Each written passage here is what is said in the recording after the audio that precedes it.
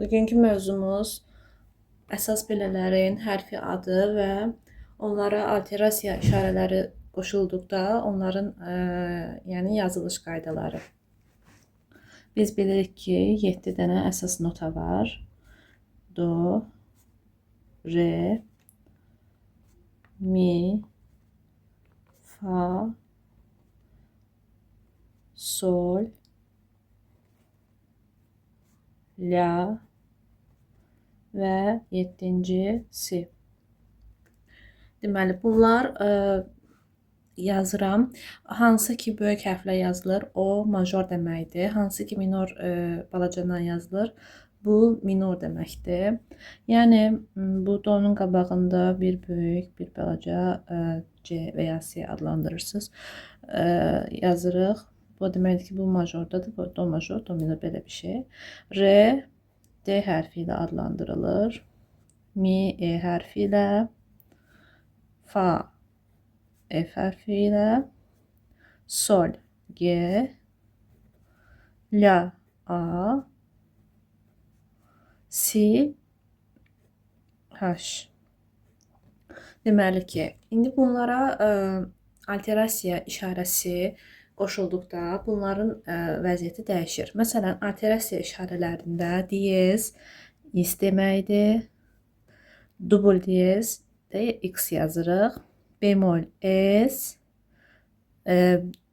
Dubl bemolda s, s yazırıq.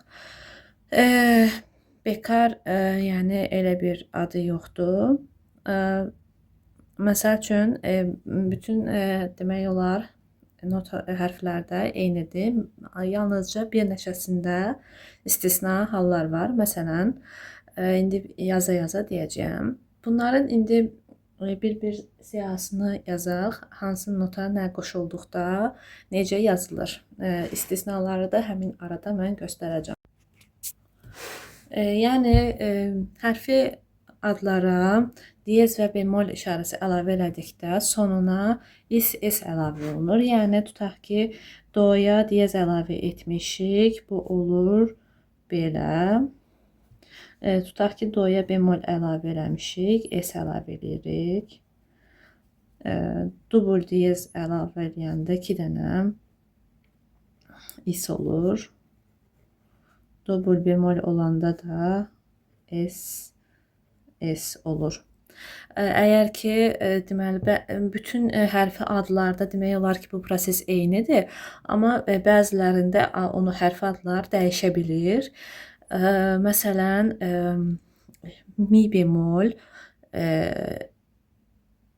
oradakı, məsəl üçün, E hərfi kimi adlandırılır, mi. Ona bemol əlavə elədikdə ona bemol S əlavə eləməliyik. O yazılanda burada bir E ixtisara düşür və S yazılır. Eyni zamanda la notuna da biz S əlavə elədikdə, bemol yəni əlavə elədikdə buradakı E düşür və az kimi yazılır. Eyni zamanda siyə biz bemol əlavə elədikdə bemol işarəsi əlavə etdikdə, yəni S, o B hərfinə çevrilir. Oldu ki, məsəl üçün bunlara dubl bemol oldu bunlarda. Onda məsəl üçün bu tutaq ki, si bemoldur. Buna biz bir dənə də bemol əlavə elədikdə bu belə olur. Bes. Yəni, buradakı hansı ki, haşa biz 2 dənə bemol əlavə eləməli idik. 2 dənə belə yazmalıydıq. Ki, bunlardan biri ixtisara keçir. H hərfi B hərfinə çevrilir və yanındakı S də yazılır.